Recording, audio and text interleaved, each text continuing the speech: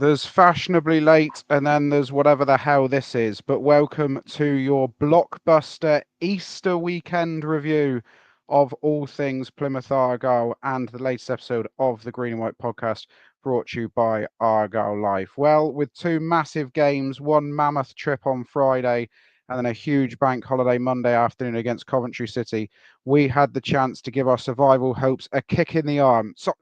Shot in the arm as we looked towards trying to claw our way back above the dotted line. However, we are still rooted to the bottom of the championship, but we have given ourselves a glimmer of hope this afternoon, as I hope you all will have enjoyed at Home Park. I am joined by Aaron, Jon and Sam in a clockwise motion to discuss the 2-1 defeat on Friday at Middlesbrough, but then more importantly, today's 3-1 defeat of Frank Lampard's Coventry City. I'm going to call them Frank Lampard's Coventry City because everyone used to call us Wayne Rooney's Plymouth Argyle. So there we go. Do get your questions, comments and all sorts into the chat. We will save as many questions as we can and we'll show as many politically correct comments as we can throughout the course of the next hour to an hour and a half, because I'm not going to promise it's going to be an hour. And then at the end of it all, we will preview Preston North End as Jon looks at Trainline trying to find himself away to the northwest, I'm sure, next week. Sam, you were at both games, obviously. Why don't you talk us through the Easter weekend through your eyes? Been a bit of a roller coaster. Yeah, it's certainly been a bit of a roller coaster. Two very creditable performances, for sure.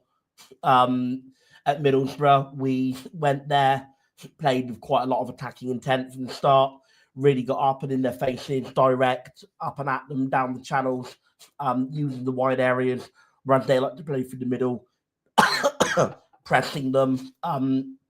They took the lead through Paulson not really following his man very well. It was then unfortunate the ball sort of hits the post, bounces back across to face the goal. Maybe Paulson has any chance to clear it, but he doesn't, and it falls to his hands. You had the easiest goal to ever score. Tap's own 1-0 win. We do continue to play well right up the other end. Bundu, great bit of pressing, dispossesses their man, runs in, slots home.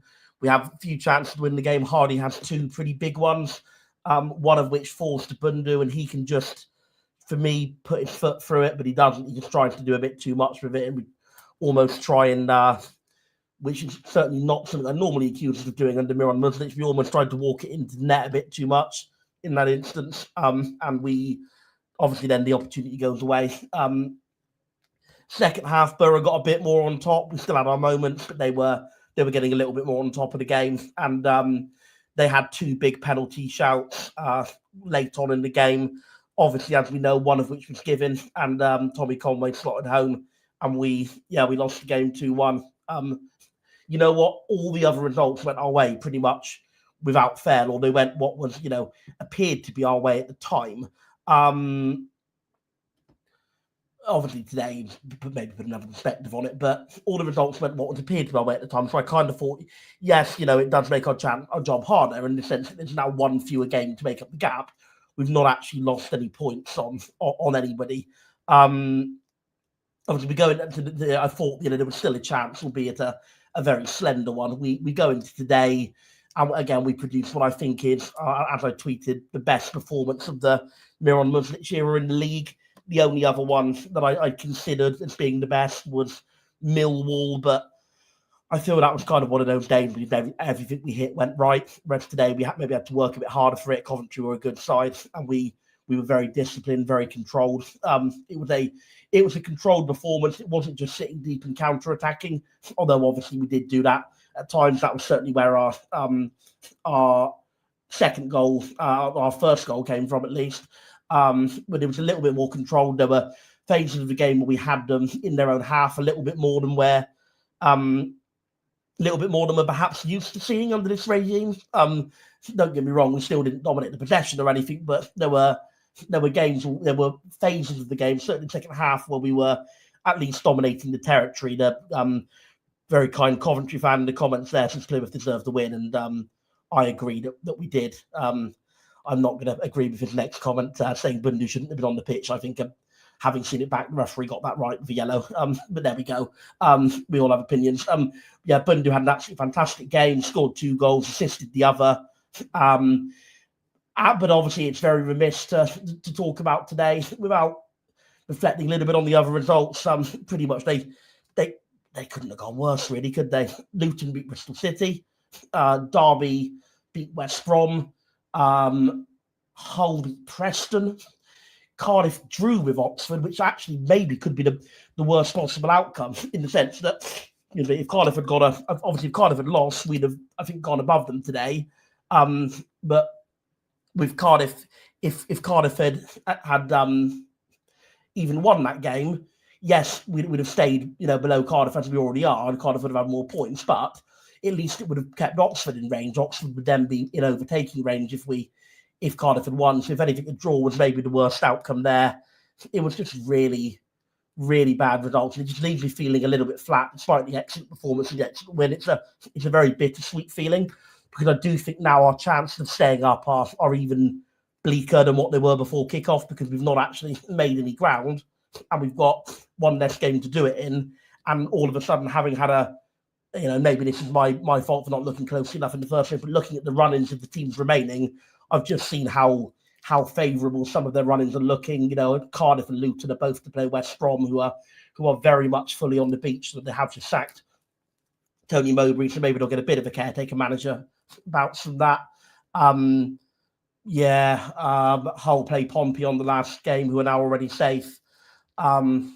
It's going to take a miracle now. I think it's now at the point where it's probably looking less likely than it's ever been, despite having won today. So very bittersweet feeling coming away from today's game. Certainly encouraged by how we played.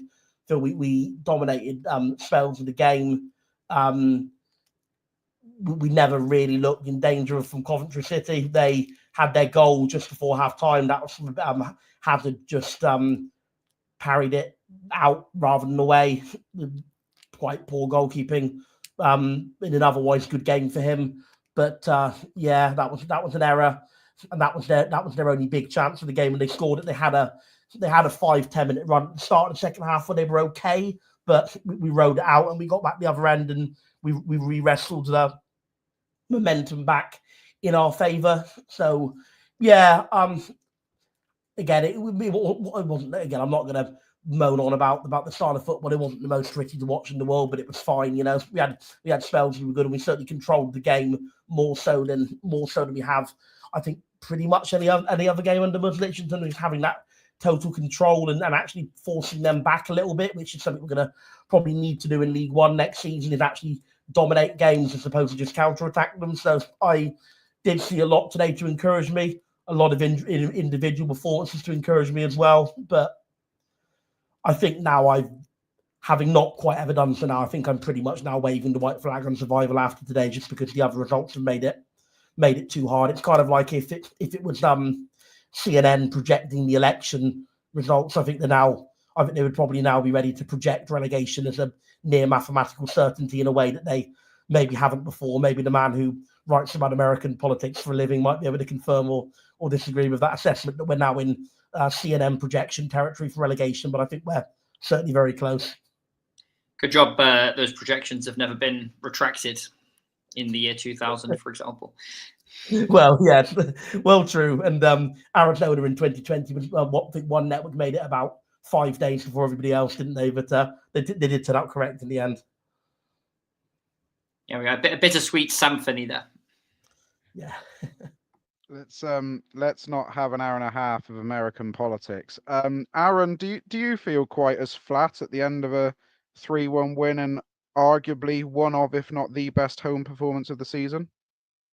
Not particularly. I think I'd written off survival quite a while ago, so having this upturn in form has actually given me quite a bit of confidence to go into next season. Obviously, survival would be great, but it's realistically not going to happen. It's sort of out of our hands. And I have a feeling that we might go to Preston and get something and then get absolutely battered on the final day to send us on our way to League One with a big bump. But yeah, today was excellent. There was a period in the first half where me and Sam were both moaning that it was a bit dull, but Sam does that most of the time, whereas I only do that occasionally. No, not really.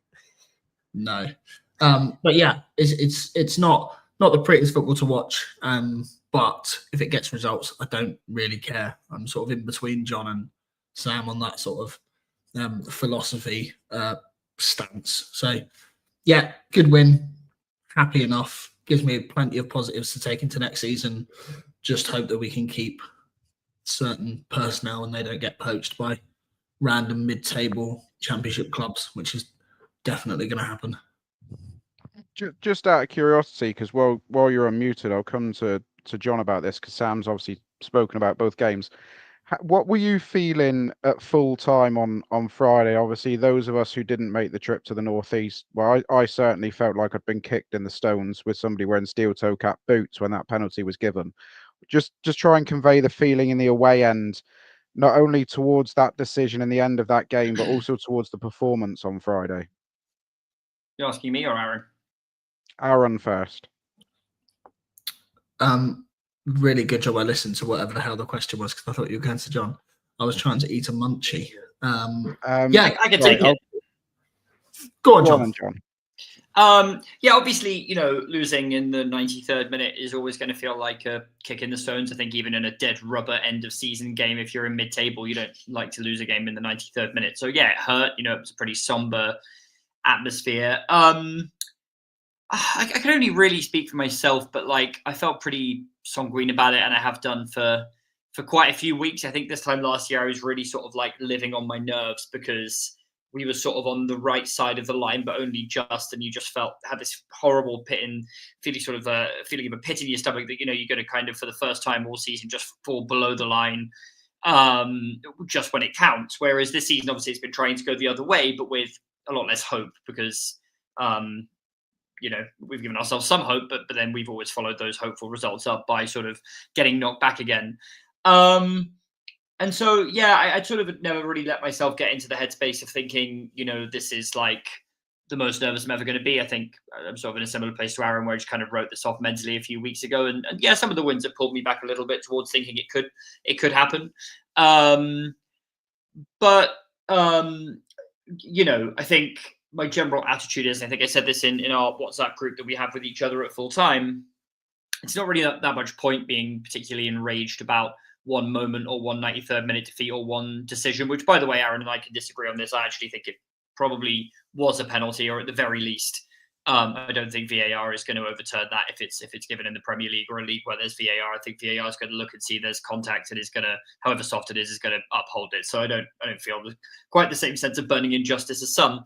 But I think that again, sort of getting particularly kind of head up about moments like that, we haven't been good enough all season. We haven't given ourselves, I think, the right to feel particularly aggrieved by sort of having ourselves in a realistic place of contention. We've given ourselves far too much to do, and we're doing all this too late. So yeah, I obviously hope a miracle happens.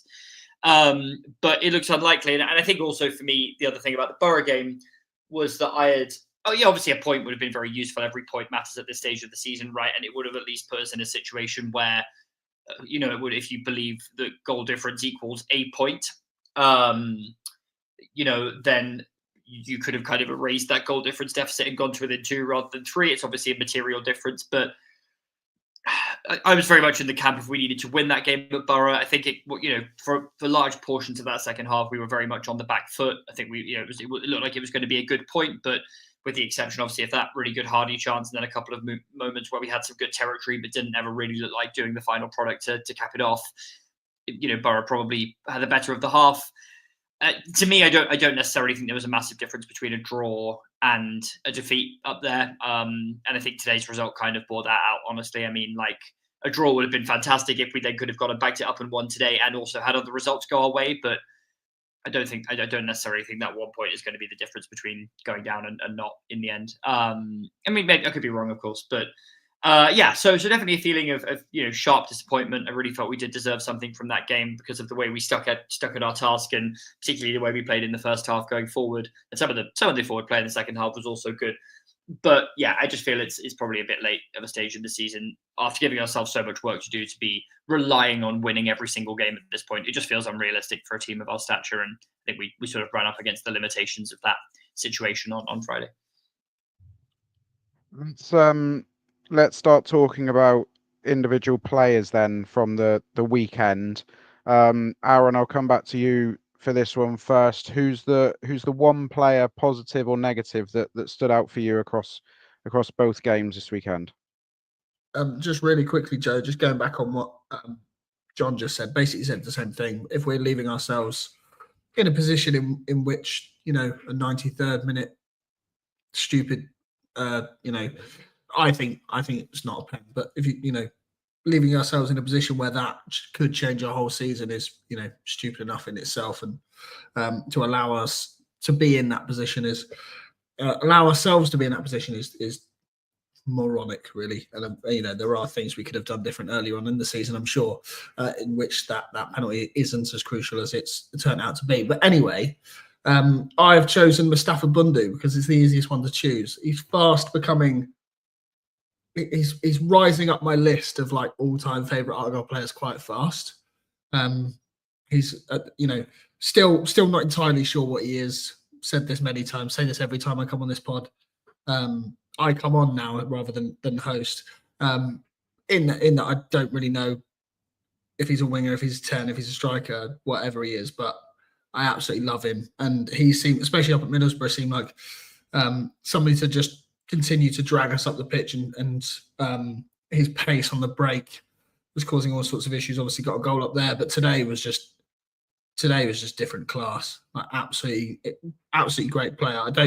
We're having an internal discussion about who gets the player of the season. I'm pretty sure Mustafa Bundu is going to win that, if not a close second to Adam Randall. But unless anybody else has got any other suggestions there, but yeah, absolutely love him. He is somebody that we need to get a new contract tied down to as soon as possible, because I could see him going to somebody just outside the playoffs, like a West Brom, which would break my little heart, I think. Was that first goal, Aaron, just going back to Bundu, that only goal, obviously, that we scored at Middlesbrough on Friday, is that showing a little bit just how far Bundu's come since he first joined the football club?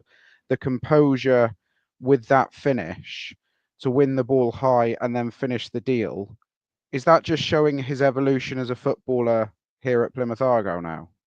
Yeah, he seems to have come on like leaps and bounds, and just like different types of finishes. If you look at like where he's put the ball, there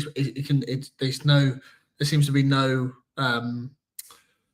specific place in the goal where he wants to put things, and it's just like he seems to be a very well-rounded forward now, and yeah, like just even, what was it, like not even 5 minutes after Azaz put them 1-0 up, it's just like, again, just like wants to take games by the scruff of the neck, and will force that ball into the back of the net no matter what. And yeah, absolutely love him, and hopefully we can tie him down. I feel very vindicated here, because I remember saying when we signed him completely randomly on deadline day after Plymouth Argyle's Josh Coburn decided to stay at Middlesbrough, or the powers that be at Borough decided to keep him. And we had that sort of moment of, don't go to bed, everyone stay up, and we're going to sign someone. And then, the eyes emoji or whatever comes out, and everyone's like, who the hell is this guy? And I think I remember saying at the time, he will either be absolutely the most unbelievable player we've ever seen, or absolutely useless. And at the end of last season, I had to sort of conclude that he had actually been neither, right? He had just had a kind of fine season, some absolutely superb moments, the free kick against Wednesday or the winner against Leicester, but generally just sort of played quite well without ever looking like an absolute machine. This season he has been so class, particularly under Mustafa, obviously. And yeah, I feel like he has finally risen to the heights of phenomenal player that I predicted based on vibes. So that's good. Yeah, he's getting the best out of Hardy too, because in that 10 role, like today, if it was me, I think I would have taken that shot, but just to calmly square that across the goal, just to give Hardy a shot of confidence as well. Is yeah, what a bloke. I know if it was me, I would never have been quick enough to chase Van Eyck down on the halfway line. That is for sure. But certainly seeing them today back in those 10 positions in the channels, playing off Mohamed Tijani. I think we saw the best of both players this afternoon. Jon, why don't you take the next player? Who is it that's been the one to look out for from the weekend for you? Yeah, I'm going to mention Darko Gyabi, who obviously played 2 games in 2 different positions, which is kind of unusual for him. He played in the 10 at Borough and then dropped back into centre midfield today. And, I think there was some talk last week of sort of fancying him in that 10 position at Middlesbrough, right? I think it was mentioned on the pod after the Sheffield United game that maybe that's something we could look at.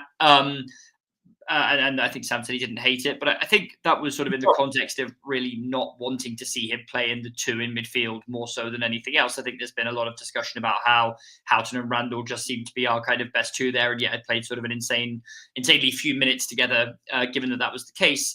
And yeah, obviously JB has in recent weeks in particular been much maligned, and I think that has been deserved a lot of the time, frankly. I think some of his performances have been pretty poor. I think over the course of the season, I'd probably say on the whole, he hasn't been good enough. And I think that, the sort of stats when he has tended to start in midfield alongside Randall, I don't think they're a lie. I think those 2 midfield players are just really, really important when you're going to play the type of system that we do. And that together as a base just hasn't been a solid enough foundation for so much of the season.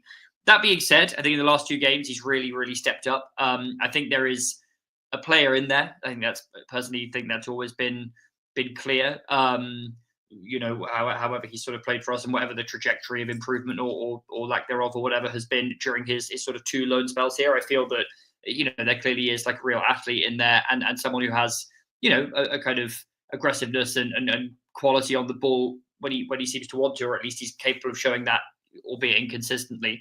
I thought in the 10 at Borough, which is obviously a bit of an unfamiliar position, he had a pretty shaky start to the game. I think gave the ball away a couple of times, but once he sort of grew into it, he was really dangerous, right? I mean, he had that sort of shot from the edge of the box where he's actually taken a lovely little touch to kind of step away from the defender and then unleashed a sort of stinging drive that was palmed out. And then in the second half, he had a couple of really kind of good runs where he bustled his way forward, I think he set up that chance for Hardy, right? That Hardy sort of, cocked his leg back and was unfortunately a bit off balance and spooned it over the bar. But that was a great piece of play. He had another run like that where unfortunately the cross was probably not quite the right option.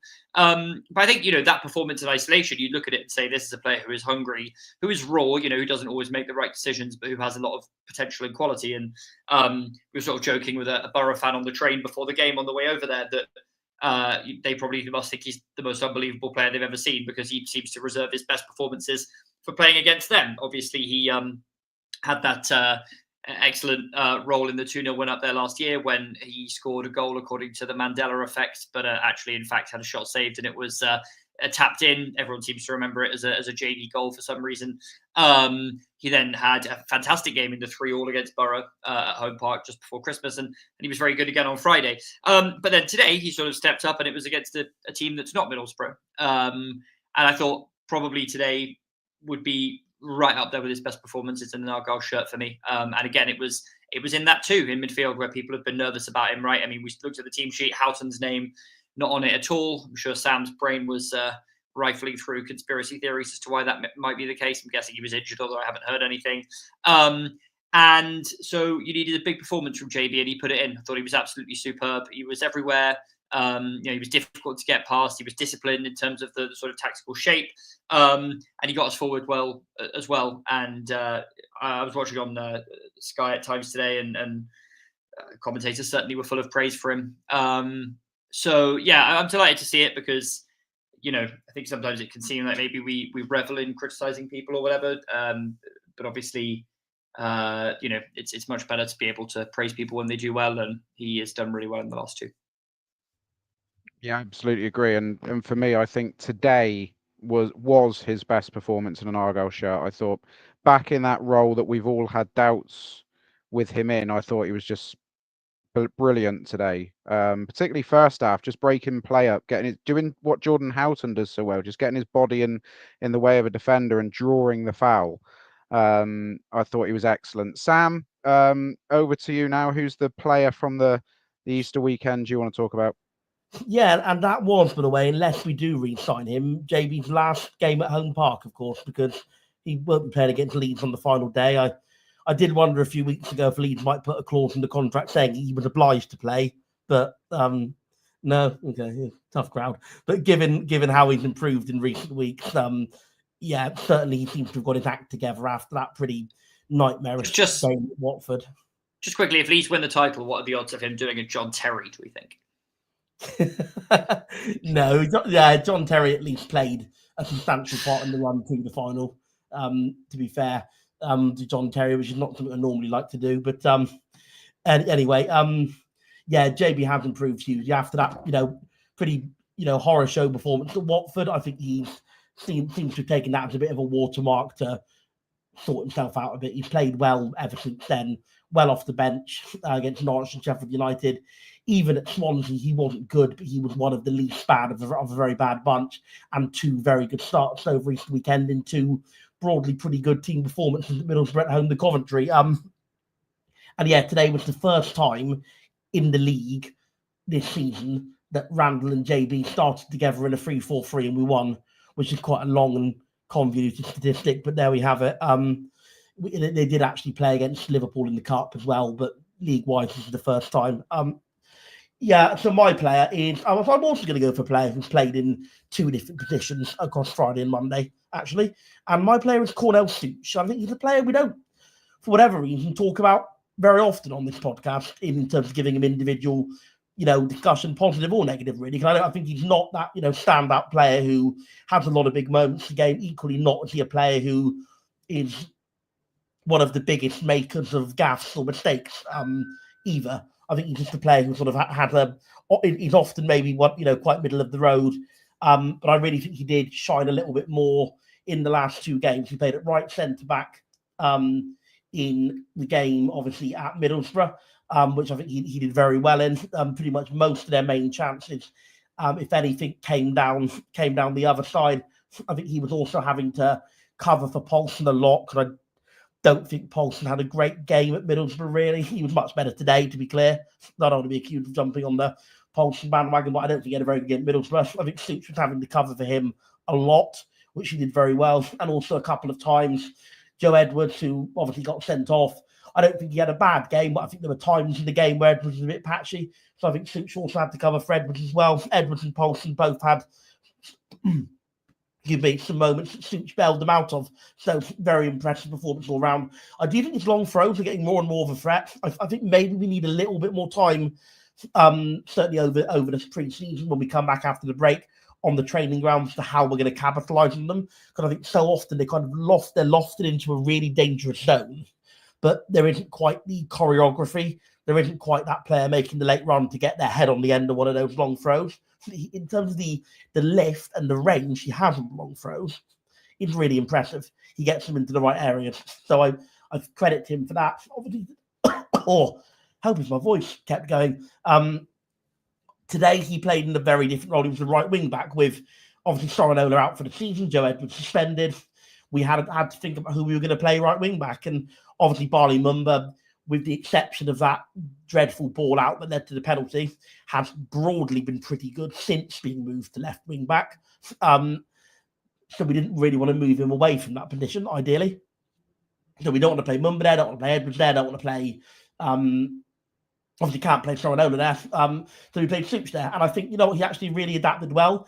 He's not the kind of natural, Duracell bunny up and down like Sorinola. He's not the one who's going to make the late runs into the box and basically join in as an auxiliary attacker like Joe Edwards is, because he is that naturally more defensive player. In a game where I think the emphasis was on control of Coventry, keeping them at arm's length, even at times trying to slightly force them back in, I think Sutch actually occupied that right wing back slot really well. And I think what he did was he occupied the kind of almost like half zones, because you often see a wing back formation can play out one of 2 ways. You can see it play out really defensively, where they basically get pushed into a back 5, or you can see it where they're basically extra attackers and they bomb forward to join the attackers. And I feel he sort of really covered those zones in between pretty well, in the sense he came in to cut out counter-attacks. He pressed them quite well without overcommitting, without sort of losing the defensive shape that Muslic values so highly. he did show great aptitude in that respect in getting that control of the game. I feel both wing backs were underrated in just how comfortable a win that was, because they both really stopped Coventry playing through the wide areas and forced them to the middle.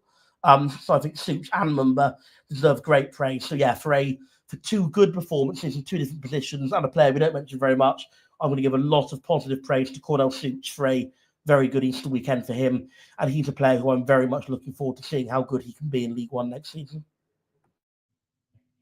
Yeah, I think you're right. And I actually remarked in the Sheffield United game that until we got back into the game, our only threat in that game was Cornell Sutch's long throws. From an attacking sense, we offered very little. I want to talk about Julio Pleguezuelo, if you'll allow me 120 seconds of your evening. This is a player who I absolutely have to eat humble pie about. I remember coming onto the pod at the start of last season when everybody got all giddy after his performance against Leyton Orient in the League Cup, when they were telling us he's the best thing since sliced bread. That everyone just had to rein their opinions in the Championship. It was going to be a different kettle of fish. He has absolutely stepped up this season to be an absolute rock for our back line, to the point now where he is putting his body, I presume, above and beyond what it's capable of every single game. He seems to be battered and bruised, and he is still out there putting his body on the line for the team and managing to get us these key results towards the back end of the season. I thought he was another really strong performance from him today. I thought he was excellent up at the Riverside on Friday. And whilst Aaron remarks that it's possibly between Mustafa Bundu and Adam Randall for player of the season, I certainly think it's a three-way go with Julio Pleguezuelo in there as well. I just think he's really stepped up, and next season, now that he's been tied down to a longer contract, he's very clearly Miron Muslic's type of centre-back. It's going to be very interesting to see what sort of leadership role Pleggy takes on next year. So enjoy your Australia tonight, Pleggy. You certainly deserved it on your performances of late. And let's hope that next season he can continue that upward curve. Very quickly, you were surprised to hear that the man of the match poll that is run every game on Passotti as a one-sided vote on today alone. Mustafa Bundu sweeping the floor with all votes on today's game against Coventry. I haven't had time to check yet who it was on Friday, but Bundu is overwhelmingly the man of the match from today, according to themselves. Who was second in that, Joe? Second was... It's just Poulsen was second today. Thank you. There you go, Sam. Poulsen. Exactly what I said. Yeah, me and Aaron said if not for Bundu, Poulsen would be man of the match today, and I argued Sutch or Katic, but Aaron, the good people of Passotti agree with Aaron rather than me that he's second. It's strange that anyone came second after Joe said that Bundu swept all the votes. Very good. I actually canvassed for Darko Gyabi to get man of the match today, purely for, as I said earlier, dropping back into that role he's not looked overly comfortable with, even though that's seemingly where he's best when playing for his England age groups. Sorry to do your job for you, Jay. But I just want to ask you a question. Would you sign JB if the price was reasonable for next season? Well, I certainly don't think he's going to the Premier League with Leeds United, put it that way. I would be tempted to sign JB if there was a deal that didn't impact our transfer budget too much.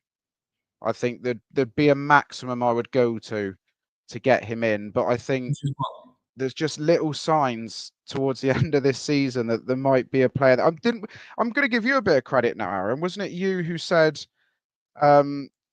months back, maybe even at the start of the season, that it won't be Plymouth Argyle that sees the best of Darko Gyabi, that there is a player there and he'll go on and we might be on the receiving end of how good Darko Gyabi was. You praised me for that. I did say that. I feel everybody that's watched Darko Gyabi this season would have said the same thing, that it's just not a player that's really fitted what we've wanted from him ever, and doesn't work with our, the man in midfield that only plays because he's born in Plymouth. So, I can see him. I can see him going to like a Birmingham or something. I know somebody put that in the comments. I could see that, and him absolutely thriving there and looking like a world beater.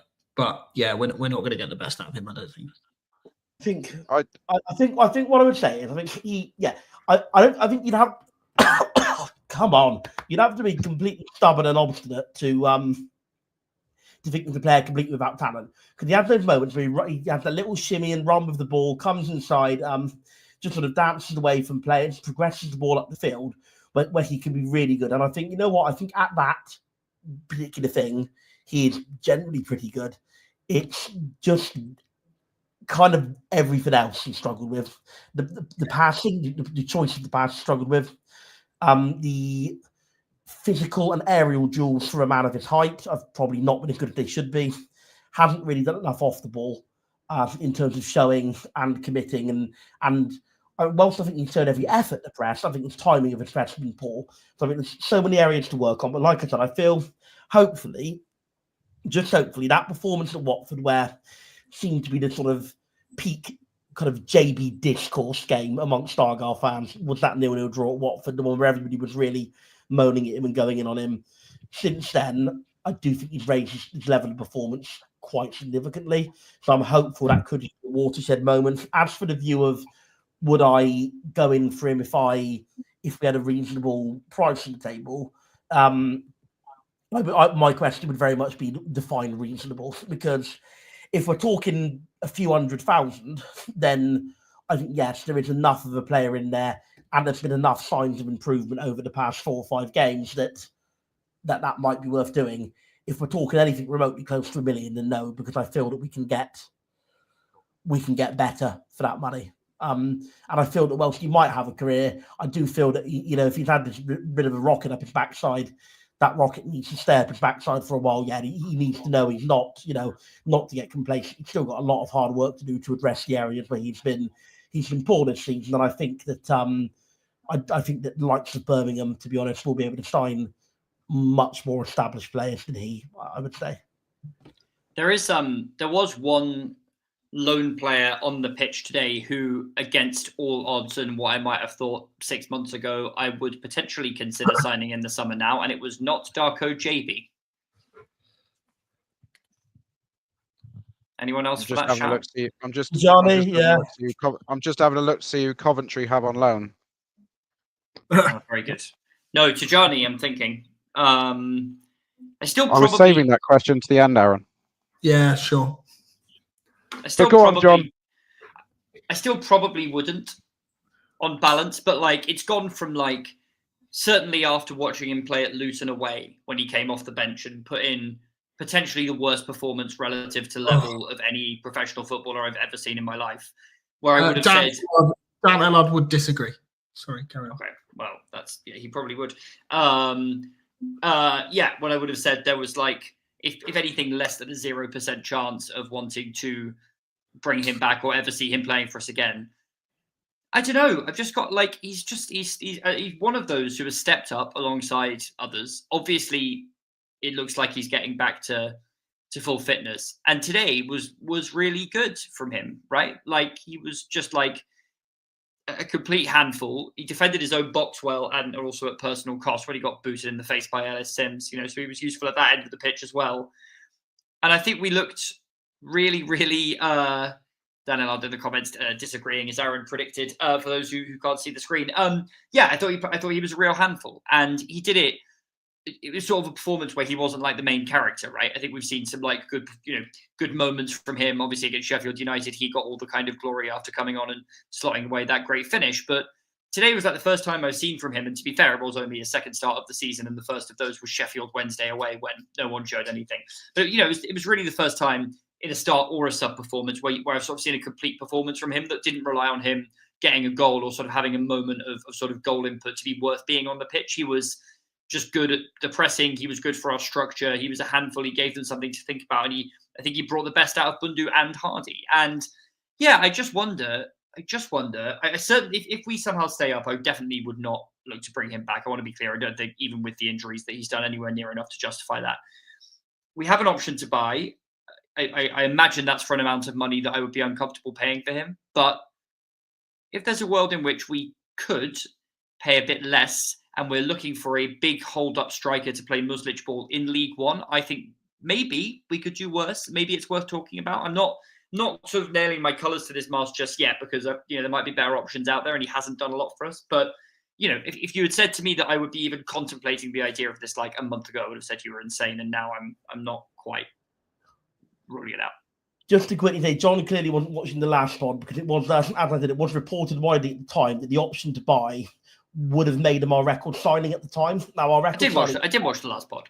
Okay, yeah. Whether I remembered what you said or not is a different matter, but I did watch it. Oh, I thought you. Yeah, okay. Well, as I said, the option to buy would have made him our record signing at the time. Now at that time, that was Mumba and Whittaker $1 million each. So probably his option to buy is at least 1.1, 1.2, possibly more. So I absolutely agree. Even with his slight renaissance, I don't think anything like that money would be warranted. But could we come in and test the waters with a cheeky little bit of 500,000? Yeah, I wouldn't hate it.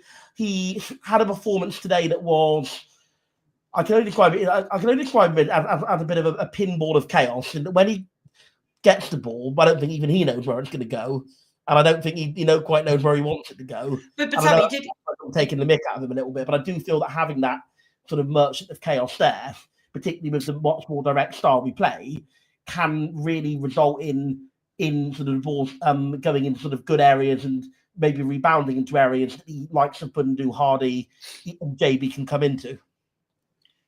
But I thought he did actually have a couple of pretty good moments of quality today. Like his touch at Luton away in that aforementioned game was really like disgracefully poor, and his touch today was good. And there was that moment where he sort of nicked it off their defender and then sort of ran down the right hand side and put in a pretty decent cross, if I remember correctly. I mean, not an amazing cross, but it forced the defender into making a clearance. It was into a decent area. Like I thought he had some really good moments. And his finish against Sheffield United shows there is a player in there technique wise, right? I mean, clearly that was a very, very good goal.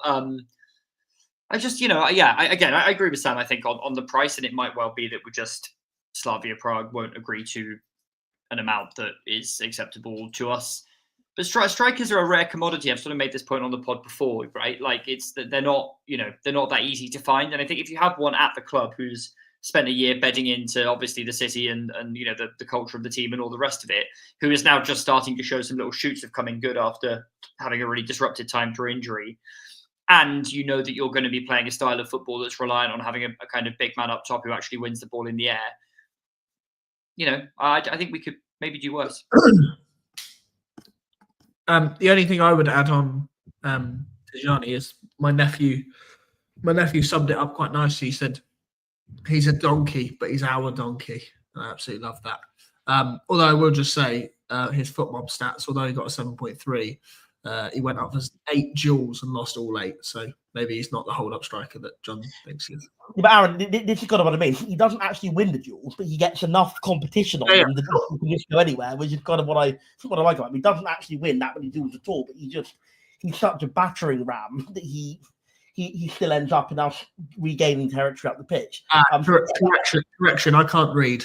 He won 8 and lost 8. Sorry, take that back. I'm gonna say that did seem a little low, but yeah, ultimately still 50% is not amazing. It's certainly much better than 0%. But yeah, even when he doesn't do it, and yeah, he did have 1 or 2 good moments, although I do think he overhit that cross a little bit, the one John mentioned. But he's a handy player to have in this kind of scenario, and I think that if we are going to get 6 points out of the next 2 games, which we're going to need to even have any hope of survival, then he's going to have his part to play for sure. Just very quickly, Aaron, you can't answer this because you've clearly looked at FOTMob. Just a little one for Sam and John. Who do you reckon was our lowest rated player on FOTMob today? On a hazard. Sam?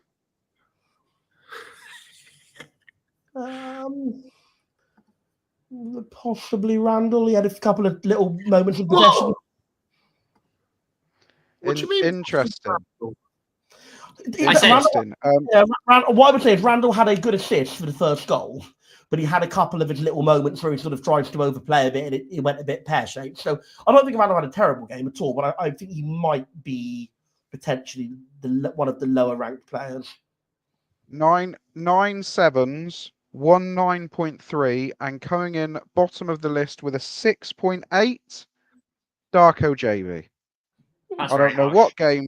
I don't know what game the person doing FOTMob was watching, but it clearly wasn't the same game as me. I mean, Hazard Let's go made the only mistake in the whole game from our team's point of view, I would argue, which was the unconvincing push out for the goal, and didn't really have a lot to do otherwise. So should really pretty clearly have been him. No, I mean, tried to dig the bloke out. He was still fine. I mean, everyone played well, I thought, but I thought he had the joint second highest rated player in today's performance. Connor Hazard 7.8. No, I would say that at 6.8, it's still not bad. He's probably only the lowest rated because it was just one of those games where nobody played badly, which is a good thing. And like that was kind of my view on Randall. I wasn't saying Randall had a bad game. It's just one of those that in a game where everybody plays fairly well, somebody's got to be the weakest, haven't they? It's kind of where I'm going with that. Well over 1,000 of you giving up your Monday evening to join us. We're very grateful. Just very quickly around the group, just give us a school grade, if you will, on the Easter weekend. Narrow defeats at Middlesbrough and a victory today. Aaron, how do you grade the weekend from an Argyle point of view? I don't know, maybe a B. Like I said, just plenty of positives to go into next season, but that could all disappear after we get spanked by Leeds, and I go and cry myself to sleep over that and wonder why not the top 20 are going to predict us to go down in League One because we've lost stalwarts such as Darko Gyabi and Mohamed Tajani. Yeah, B. Go with that. Is that okay? I'm sure that's John. Fine. Yeah, you do you. Other national football podcasts are available. John, what's your school grade? Been a while since I was at school, so I'm not sure what the grades are like now. They don't do letters anymore, do they? But anyway, enter into the spirit of it. I'll say A for performances and D for the overall picture of results, but obviously not just including our results, because I actually agree with Sam that I think it's over now. Yeah, I think I wouldn't be quite as effusive as John. I'd say like maybe B. Really?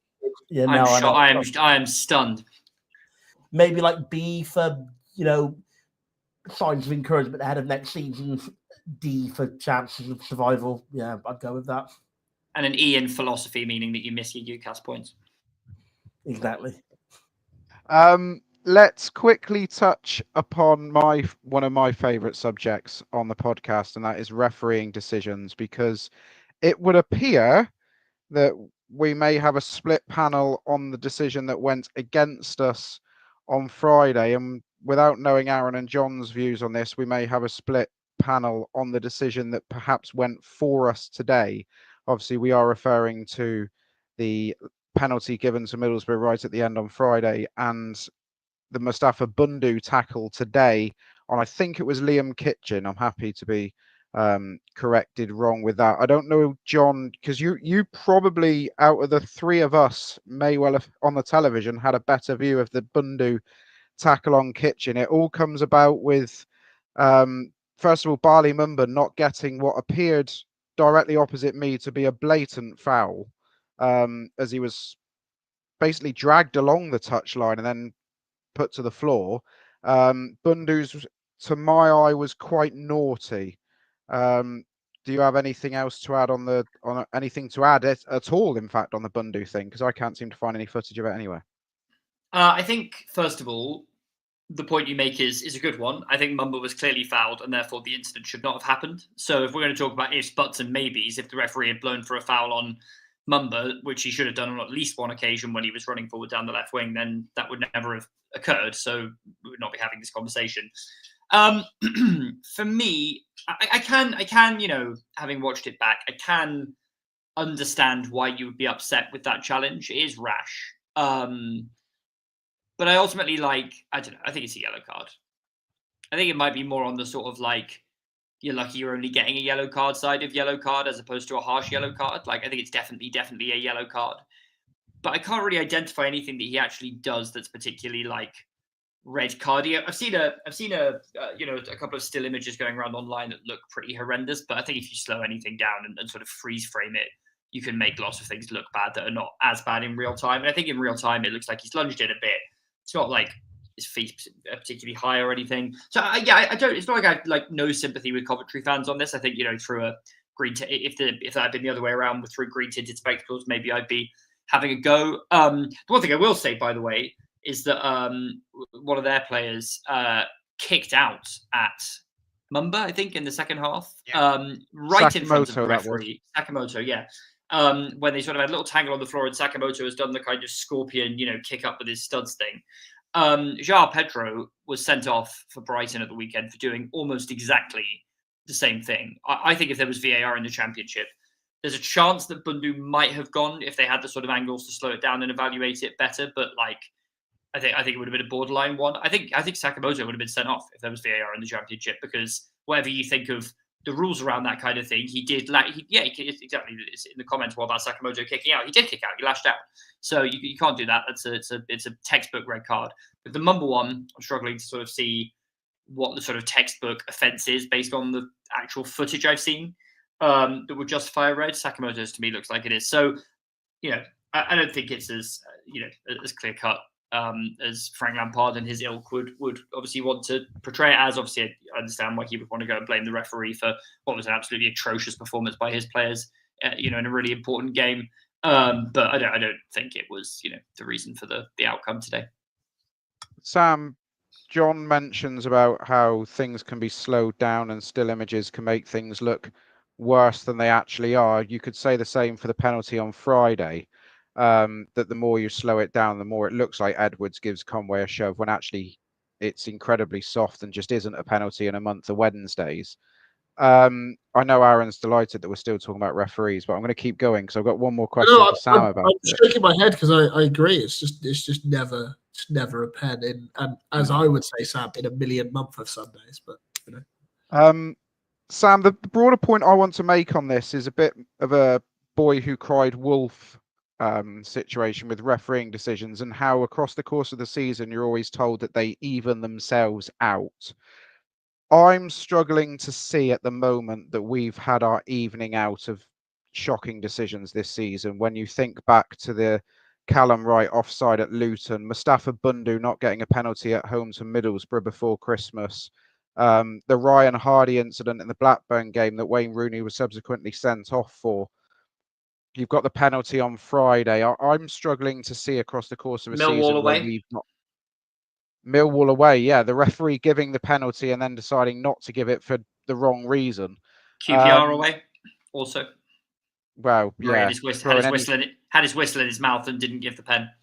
And let's not forget Robinson hauling Mustafa Bundu down by his neck for Sheffield United last weekend. I mean, there's not been any evening out of decisions this year, Sam, has there? And whilst, we're not going to get relegated because of refereeing decisions, I'm not for 1 minute suggesting that. We have also been very unlucky across the course of the year.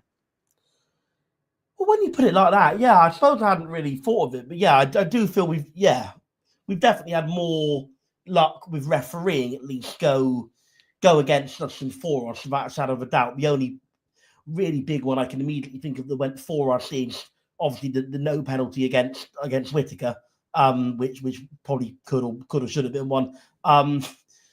Were there any others? I mean, there might be some others that are possibly yet to come to me. I don't know. I guess you could maybe say Bundu not being sent off today.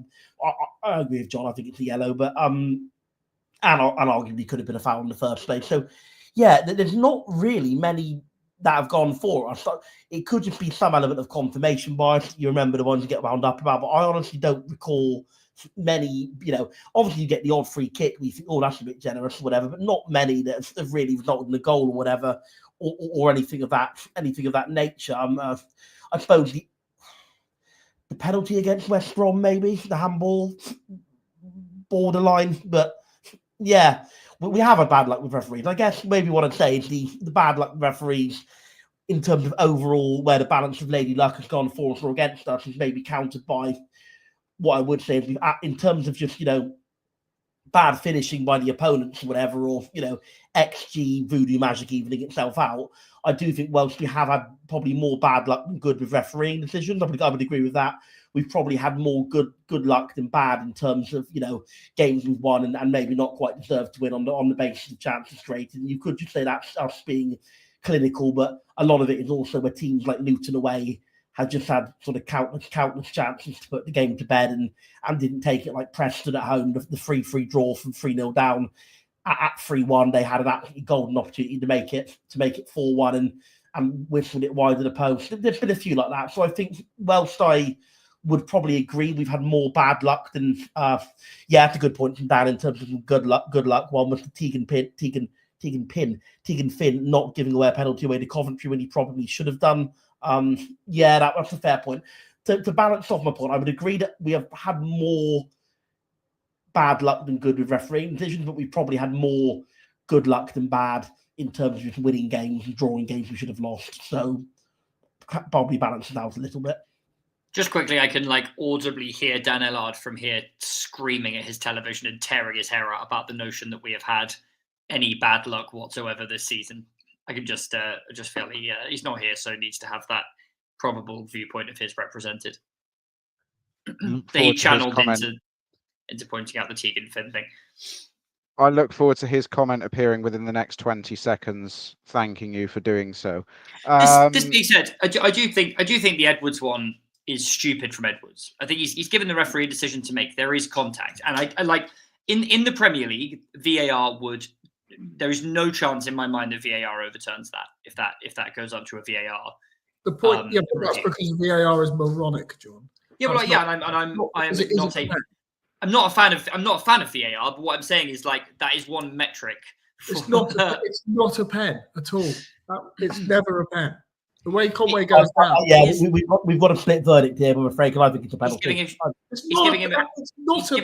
He's giving him a shove in the. He's giving him a small but a potentially decisive shove in the back, and he is in a weird body position where he's off balance. Has he made a meal of it? Yes, but he's off balance, and I think that little things like that. He's off balance because he's trying to volley a ball that's coming over his shoulder, like he's gonna actually put it top bins. And Edwards just nudges him. People could sometimes just nudge you, and you go, and it sort of decisively changes the dynamics of your body. I think, I don't know. I could see a world in which it's not given, and you could say we've got away with one a little bit, but also it's a bit of a marginal call. I think I don't think it's this great. It's not the worst guys in that game either, which is also pathetic from a man who clearly wants to see his former employees, colleagues, and friends get relegated.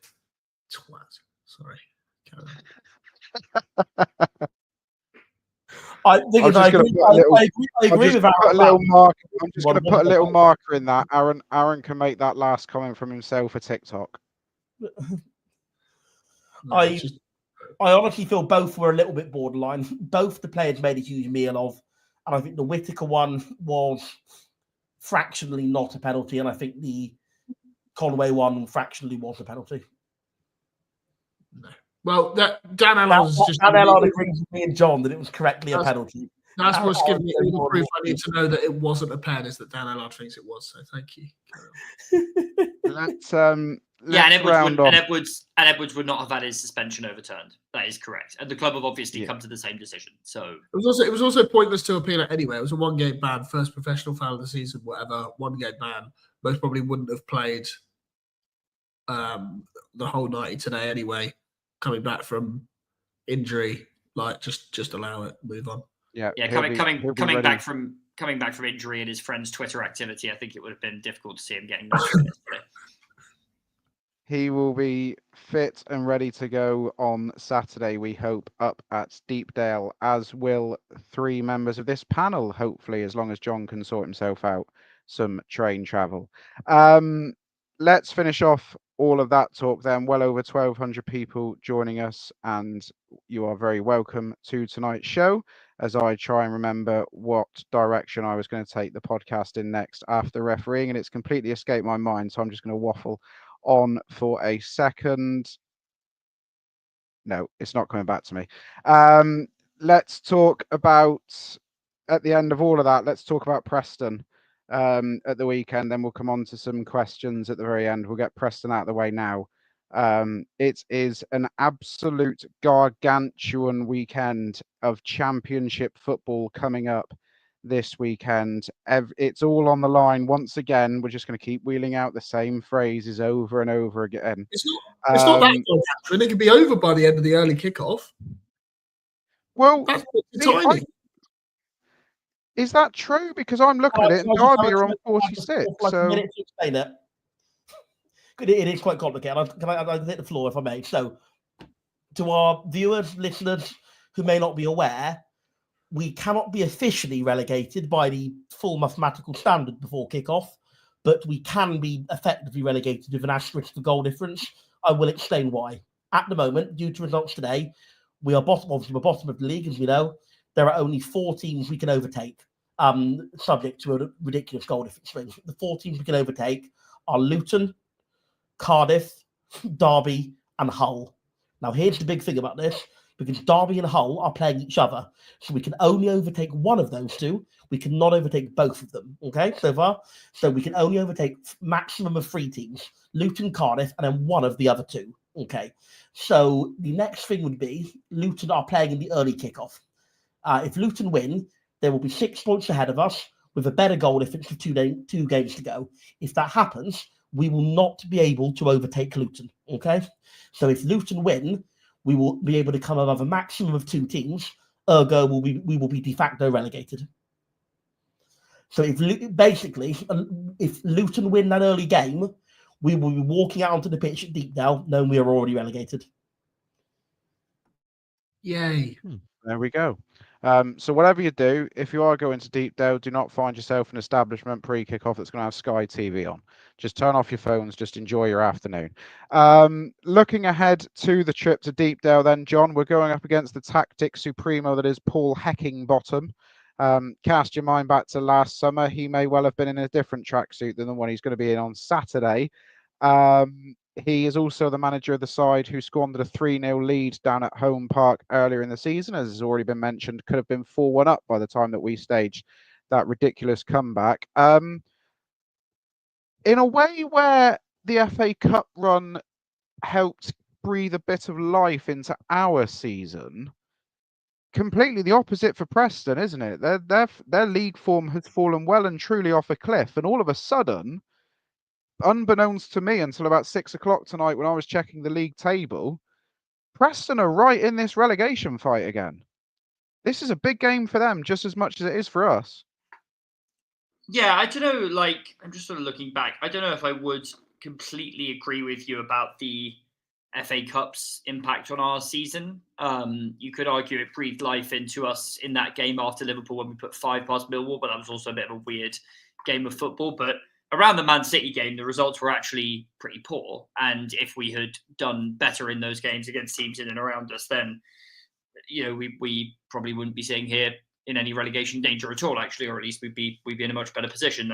I'm not necessarily convinced that Man City game was good. The Liverpool win and then the Man City game coming after it was good for our season. Could have been, we'd have had those results in the league anyway, but I don't know. I don't think the FA Cup run has been a net sort of positive on our league form. I think it was an amazing thing to happen to the club for the other reasons. And I'm not saying I would necessarily trade it away, but I certainly would trade it away for sort of like an unknown shot at whether that may or may not have changed things for us in the league. I think I would trade it away for knowing that it would keep us up. But anyway, by the by.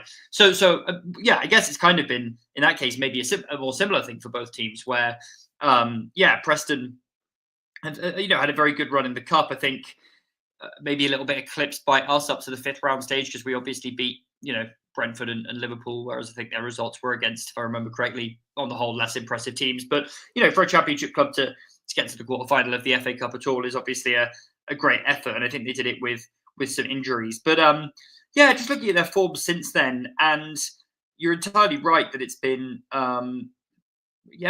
desperately poor. They lost at Derby, drew at home to Stoke and Cardiff, neither of whom are any great shakes.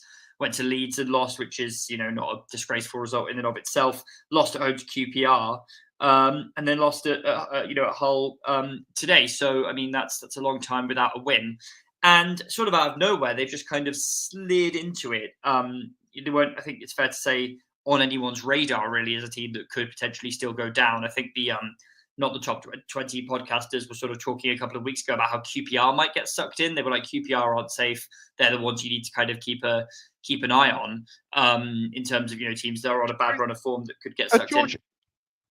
George and Ali on some sort of commission on tonight's episode that they're going to get a load of mentions. Are we like? Is this going to be like a future collab or something? Why do we keep mentioning not the top 20? Sorry, You used to. You mean the tractor tinted, not the top 20? Yeah. Sorry, that one. Sorry, Yeah. mentioning George, mentioning you. So, Joe, sorry, I missed that. Mentioning you. George and Ali from Mentioning not the top 20. Who? Carry on. I think no, they need one more mention for the commission. That's why I was trying to get you to provide it. So anyway, QPR have sort of pulled away. They're now 15th. Yeah, and Preston suddenly are on as many points as Oxford, and they are only 3 points ahead of the drop zone, and we are 6 points behind them, which feels like not that many, right? Like if you'd said a few weeks ago, it'd be 6 points behind a team that were firmly ensconced in mid-table up until a few weeks ago, probably would have felt like it was not a very feasible thing for us to achieve. So if we do go there and win, I still think it won't be enough to keep us up, but it could pull Preston into real trouble going into the final day. And we'd only need 3 points behind them, which would be pretty remarkable when you consider the sort of trajectories up until those sort of like big moments in the FA Cup for both teams. So you're right, they sort of slid into it out of nowhere, and I'm sure that there'd be someone out there who would say that for all the kind of belly aching about Wayne Rooney and the suggestion that Paul Heckingbottom would have automatically been a better appointment, I'm sure you could find someone who might be able to tell you that Paul Heckingbottom is a absolutely abysmal manager who plays dreadful football, and his only achievement in the game has been to get Sheffield United up as maybe the worst promoted side in football history. No, I don't really know anyone like that. I don't know anyone who believes that. So, I'm sure Preston fans are absolutely delighted with the job he's done there this season. 49 points with 2 games to go for a team with their budget and history is a great effort. So, well done to them. Another fan base that John Allsop will not be receiving Christmas cards from. He would have been a better appointment than Wayne Rooney, though. He just would have, because he. Yeah, well, you would have been a better appointment than Wayne Rooney in hindsight, as would I, as would Sam, as would Joe. I don't know about Joe, but the rest of us, would have been better. Well, I'm gonna raise the point here that actually, like, Heckingbottom may have been like just competent enough that we wouldn't have sacked him, and therefore we wouldn't have ever got Muslich in. Therefore, we wouldn't be on this good run. We might have just gone down, like, with 2 or 3 games to spare. There was an argument to be made for that. Equally, had we got Paul Heckingbottom in, Sam would never have had those 2 luscious weeks where he was dreaming of the return of Steven Schumacher. Aaron, looking ahead to this one, obviously it is a big game for both teams. Graham, friend of the pod, obviously has that ridiculous statistic about the first goal and how many times we've not scored the first goal this season in games. Let's throw a cliche in there. First goal is important here, isn't it? Just for the atmosphere more than anything. I think the stat that worries me more is our away form and the fact that we haven't won back-to-back games all season, have we? We haven't. No. We have. We won West Brom and Millwall with Liverpool in between, so that was actually 3 in a row technically. But yeah, 2 league. Well, that's good then. We've done it once. That's good. Part of me thinks we go to Preston and we drag this hope out a little bit more. It's something that I've not had much of this year. Personal joke there. First goal is important, but just I can't. I don't know. I can see us going there and getting a win, but at the same time, I can also see us getting pumped and that being Preston confirming their survival, or a Lewis Gibson winner. I don't know. I don't know what to think and feel about this. But yes, the first goal is incredibly important. Obviously, we're going up against the best centre-back to ever play for Plymouth Argyle Football Club. As you know, Joe, we're going up against a few of our former players, Kane Kessler-Hayden, and who else is there? Somebody else is there? Don't know. They obviously made somebody else there. I thought it was just those 2. Maybe it's just those 2, I believe. Oh, it's Ballymumba that's going there next season, isn't it? So, we'll worry about that in the summer, I'm sure. But first goal is important, as you know, as Graham knows. But I just think our form on the road just has loss written all over it. Even though I've said that I think we go there and win. So, does that help? No, don't even know what I'm saying at this point. Sorry. loss written all over it would be a really good vlogging channel if Argyle Life ever wanted to do match day vlogs. I'm going to make my prediction straight away because I just think it's a holistic prediction of the overall big picture. I think with how Coventry are wobbling in their recent form, hold that thought. Hold Yeah. your prediction thought, because I'm coming to you next anyway. What do you do team-wise on Saturday? Now, Jordan Houghton, there was absolutely no mention in the press conference today post-game about his absence from the squad. We obviously know that Joe Edwards is going to be back available for selection for Saturday, but that would obviously mean rejigging the back line a bit once again, and I'm not totally sure that's going to happen. What do you do, Sam? Do you just keep it as the same 11 that started today? Reward them for what was a fantastic performance? Best performance of the season or very close to it. Reward momentum unchanged. Obviously with Houghton, odd one for not to be mentioned at all. We don't know. Maybe it's an injury. Maybe it's some kind of personal matter. We don't know. Edwards will clearly be back from suspension, and I think possibly even some talk that Maxi might travel to the game as well. So there's potentially 3 new people coming into the squad. If all 3 are fit and available, I would probably start all 3 on the bench with the view of potentially bringing them in or bringing some of them in. And I would probably go unchanged, which is absolutely remarkable that I would have even considered starting Randall and JB together. But I think maybe, you have to reward momentum to some extent, certainly at this stage of the season when it's a bit of a, it's not like a case of trying to build a long-term 2 that are going to go throughout the season. Now with this near to the end of the season, it's kind of just to roll the dice to see where it lands, and if it lands on a good place, stay there. So on the basis of all of the above, I would go unchanged, but I would look to bring in all 3 of Edwards, Houghton, and Maxi into the squad if they are available. Talking of stats, was today the first? Did I see today was the first league game that was starting Randall and JB that we've won? Did you see that at Chesterfield, Aaron? Or... Well, I want to give a little bit of a correction on that, actually, because it's actually not the first time those 2 started together and we won, because they did start together for Sunderland home, Luton home, and Blackburn home under Rooney, which we won.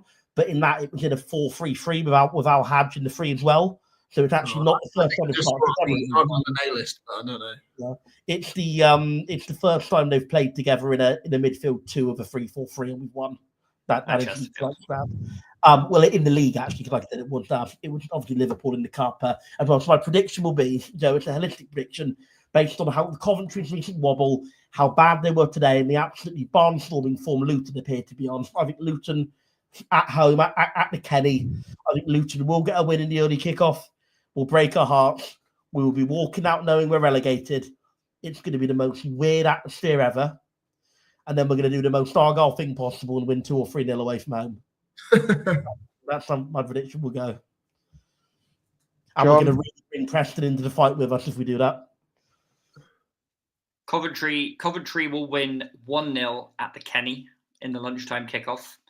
We will go into the game full of nerves and pep, and we will lose 2-1 and go down. Is my prediction. Aaron, when we do a predictions league among people on the pod, for those who don't know, which I believe I'm still doing very well. I haven't actually seen an update for a while because whoever's doing the update has obviously slacked off to do other things. But I, in this run-in, had there were some games I had doubts about. I felt very confident that we would beat Frank Lampard's Coventry for some reason, and we did. And I feel supremely confident and have done all along that we will just lose narrowly at Preston in a sort of nothing game where it's just 2 not great teams and one edges the other. And I think, for all my hubristic comments about Mr. Heckingbottom that were obviously couched hypothetically, not something that I think personally, I think we probably will lose the game 2-1. That person updating the predictions league would happen to be me, and you will have an update coming this week as we head into the final fortnight. Aaron, what's going to happen at the Kenny, followed by what's going to happen at Deepdale? Who are Luton playing? Sorry, Derby. Coventry. I think our friends up at the Rico will do us a favour. We're good friends with them.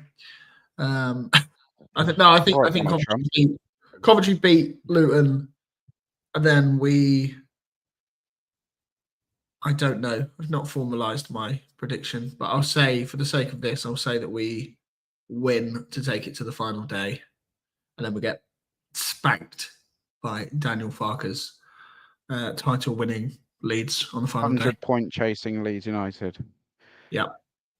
I think that Luton are going to get a point against Coventry at the weekend, I must be honest. I just wonder, Coventry seems to be limping over the line now towards the playoffs, don't they? And Luton, is it 5 in 10 now? I think they've won under Bloomfield in the last 10 games, and Kenilworth Road's going to have a bit of a feverish atmosphere, so I think it might be a tricky place for Coventry to go, but I just wonder whether they might have a bit more quality to get a point.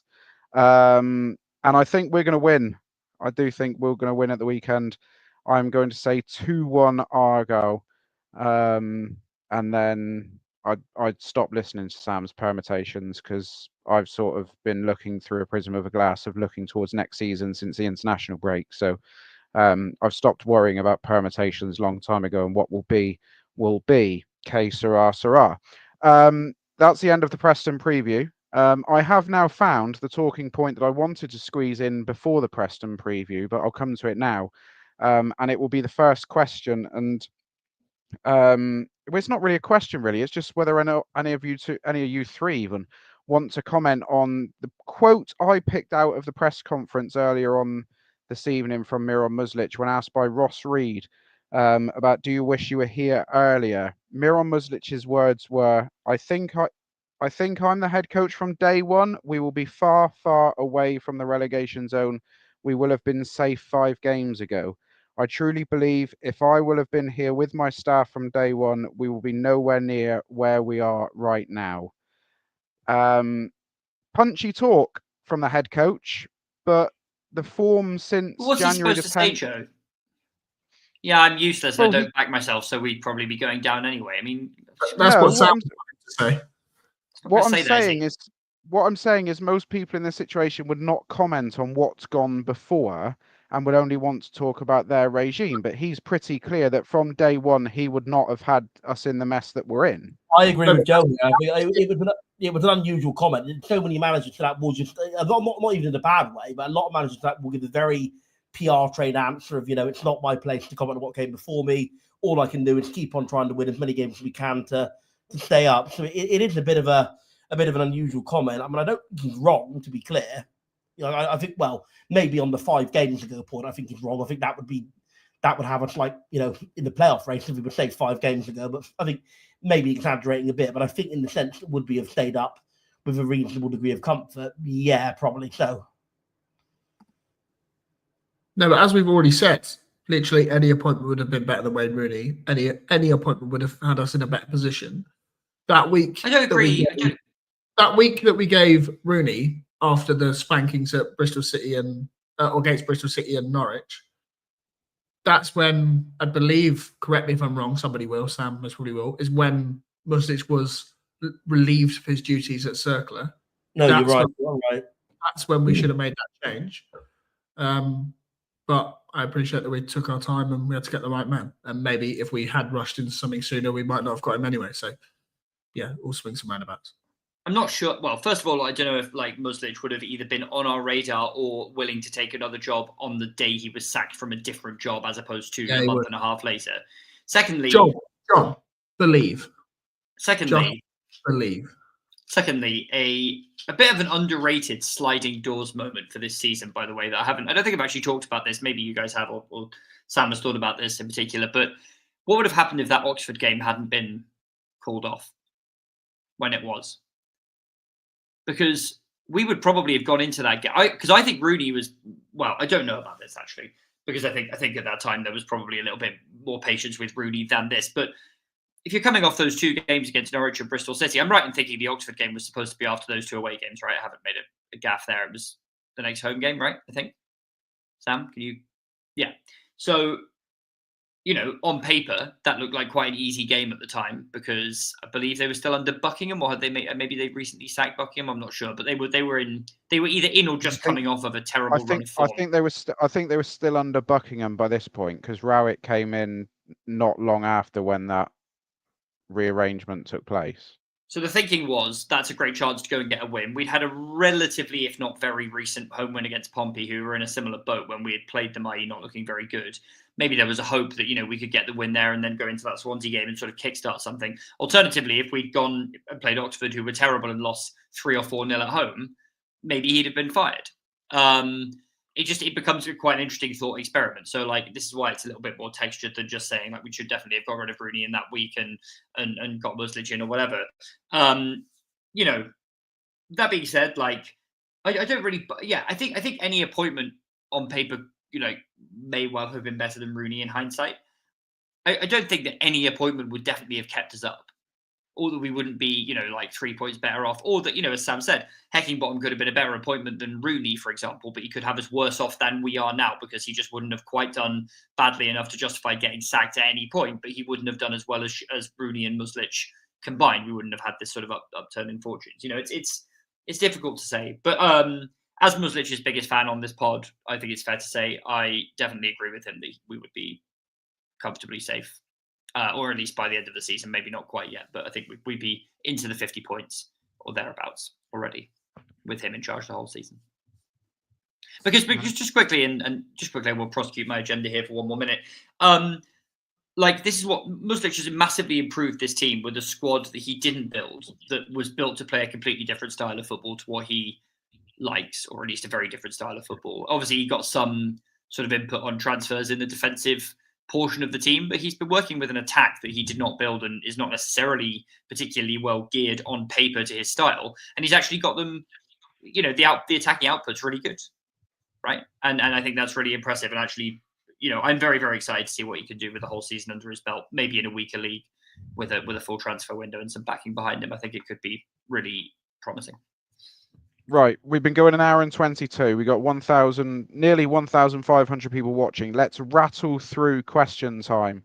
Let's get some quick, succinct answers, Sam. So just bear in mind that people do have lives to live tomorrow. John, stay unmuted though, because I want to come to you. You say you're excited by Miran Muslich, and he's undoubtedly improved us since he's come in. What's his points per game ratio since he's come in compared to other managers at this level in the last 2 years? I'll let Sam answer this one because he did the number crunching, and also because I want to hear him say it. 1.21 points per game. The best of all of our permanent managers in that time.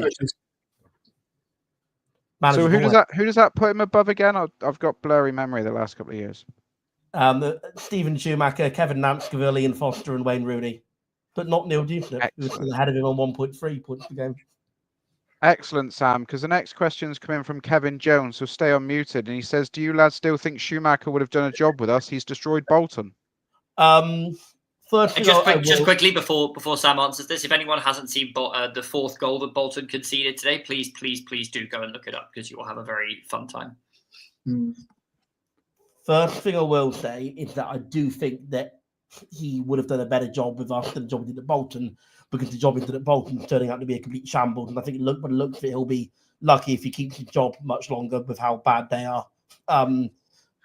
But I feel at Argyle, he with knowing the squad, knowing the club a little bit better, he would have done a better job. At Bolton, it's been a complete catastrophe, hasn't it? And probably the owner will be looking at potential replacements. But knows the club klaxon. Yeah, but also most of his squad had been moved on by the time he would have come back in. Also, yeah, well, they would have stuck up for him on Twitter, so that means a lot. Still a very significant minority would have been there. But anyway, I do think he would have done better at Argyle than what he did at Bolton. But that's not to say he would have done better at Argyle than Muslich has done at Argyle. I think he would have found it very hard to get the same level of points per game that Muslich has got. I mean, you can't deny getting results. I mean, look, I'm still not going to completely abandon all of it. I'm still very much, feel that it's not just about short-term results. It's also about implementing a style of football that can succeed well in the long run. I mean, there is another question in the style comments. It's not be happy with this style of football in League One. I think we're going to have to continue to adapt because I think if we're playing a sort of long ball, direct, or even defensive style against Northampton Town or Burton Albion, it's not going to fare too well. So I do think we're going to have to adapt slightly. That said, I do think we are already seeing some signs of adapting. I feel today's game was a bit of a watered game, and it was a control game. It was a game that we actually had them in their own half for reasonably large spells of it, certainly, relative to other games. And like I do feel that whereas the Muslich era sort of part one was just kick it long, press it hard, the Muslich era part two still having aspects of that is a little bit more refined, is a little bit more aimed to players, targeted long balls rather than just hit and hoof. So I do feel that we're seeing signs of it becoming a bit more exciting. I still, I think we probably all of us, even going back to when we played, good old Football Manager or whatever, have our absolute ideal dream of how we'd like the game of football to be played. I'd like it to be very sort of flary, very, very attacking, playing through the lines where we can, emphasis on talented techie players. But Sam, yeah, keeping this answer nice and short and sweet, aren't you? Yeah, exactly. But if it works, it works, and it's working. So fair play. And comment coming up. I think if Star would change League One, we would be underdog in that league. I certainly hope so. And look, I think even if it doesn't change, I think that could still transpose itself better in a worse league with weaker opponents. So I can't really argue with the job he's done, even though I wanted Shuey, which is why Matey's asking that question. But I can't argue with how much it's done, and certainly if you juxtapose that against how Schumacher doing at Bolton, then you win. Well done. You've got your comments on screen. You've got me to bite to it for 3 or 4 minutes. Well done. That comment came through at the perfect time. Sam as succinct as ever.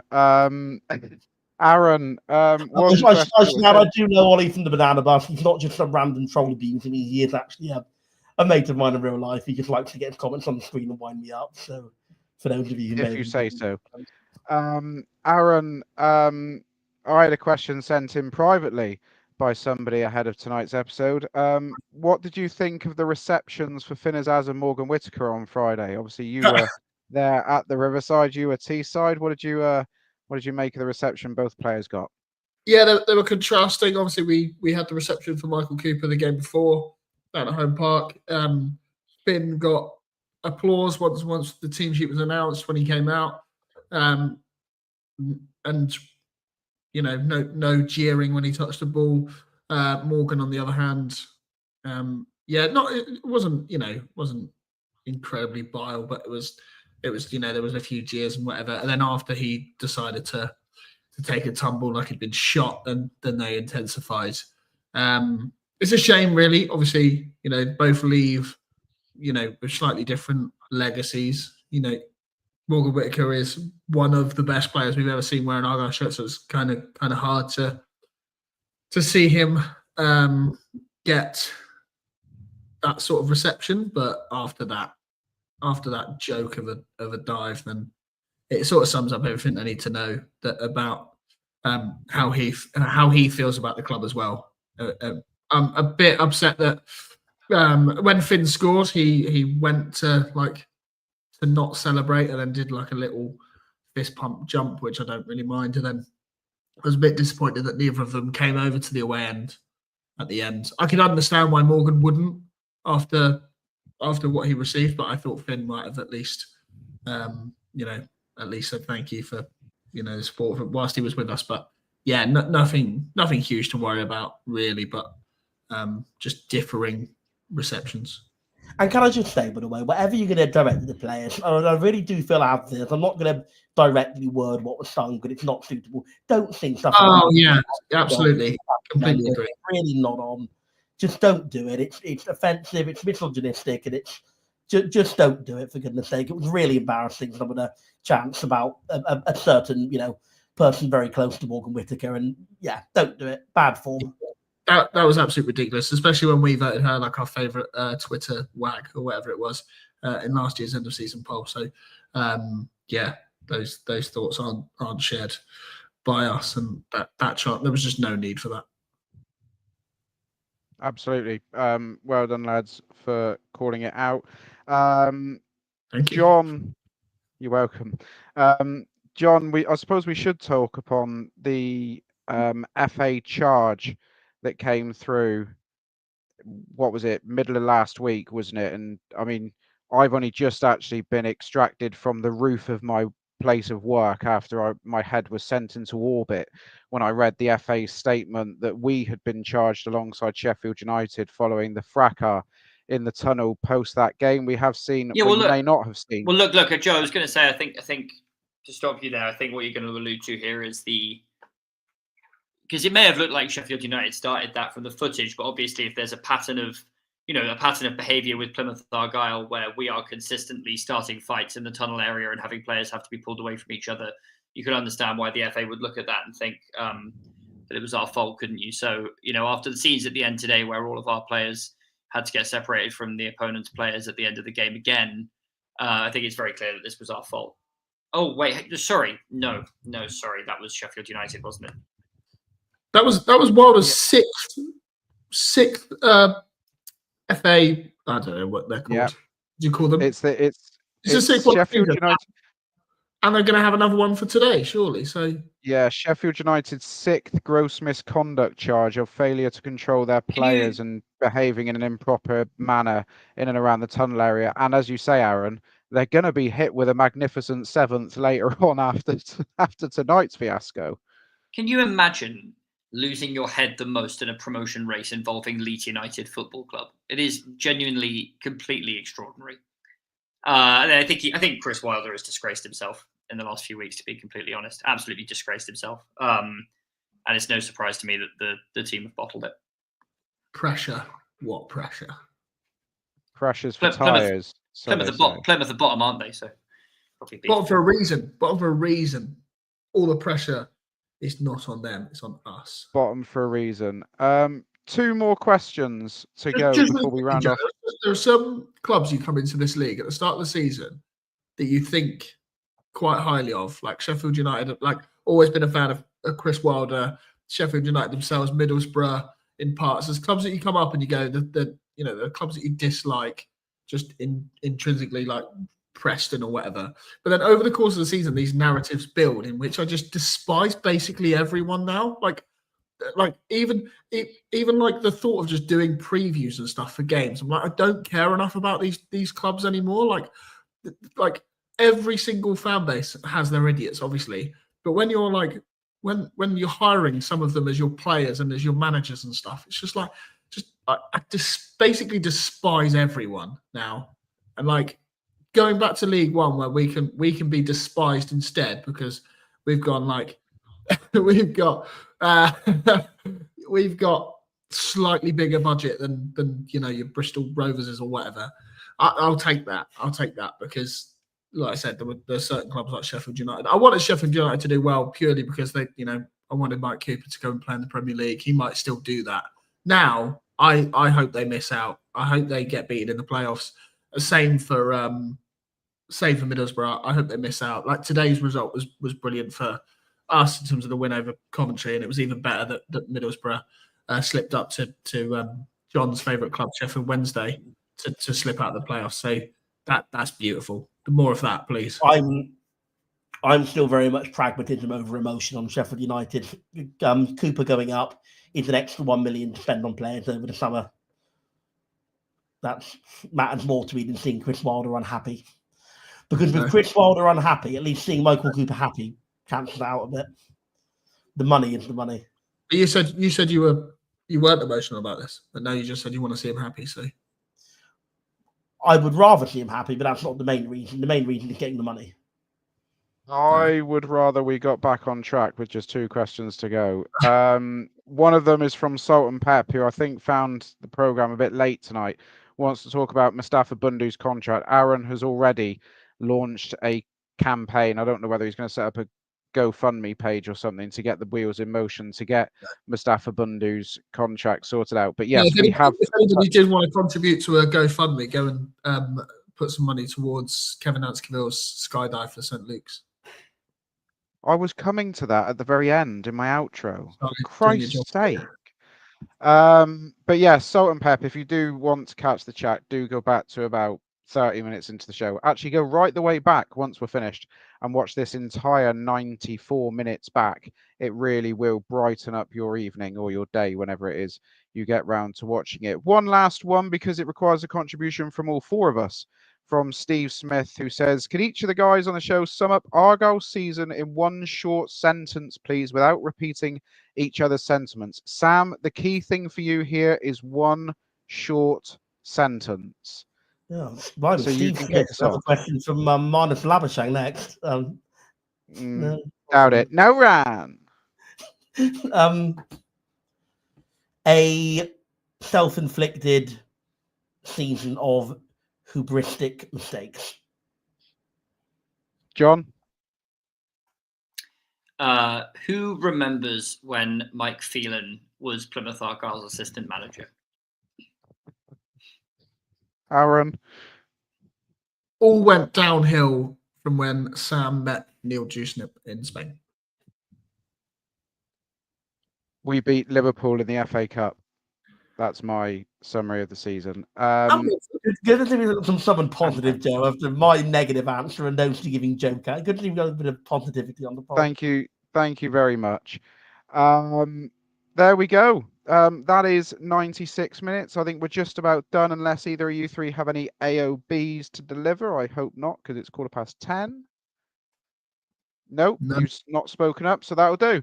Thank you very much for joining us. Over 1,500 of you once again have given up your evening to sit here and listen to us discuss a bumper Easter weekend. We will be back on Sunday night. I have absolutely no idea who's joining me, but I know I'm going to be sat in this very seat on Sunday night as we discuss post Preston North End. And then we will look ahead to that final day showdown with Leeds United afterwards. As Aaron has already mentioned, for those of you who aren't aware, Kevin Nanskaville and two other members of the Argyle staff are doing a sponsored skydive at the end of the season, raising vital funds for St Luke's Hospice. You can catch all the details for that in Kev's social media pages. So do go along. Please do give generously. It's a wonderful cause, and it is absolutely something I could not do. I just about managed to watch my sister do one, and that made my knees go queasy just at the thought. So fair play to the three of them, and we wish them all the best.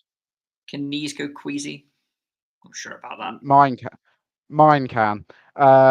So all the best to the three gents, and hopefully that plenty of people will donate to what is a wonderful cause. We touched on St Luke's a couple of weeks ago, didn't we, on the podcast, and the great work they do and how good it is to see Argyle supporting them. Aaron, John, Sam, thank you very much for joining me across the last 97 minutes. This has been the latest episode of the Green and White podcast. We will be back on Sunday.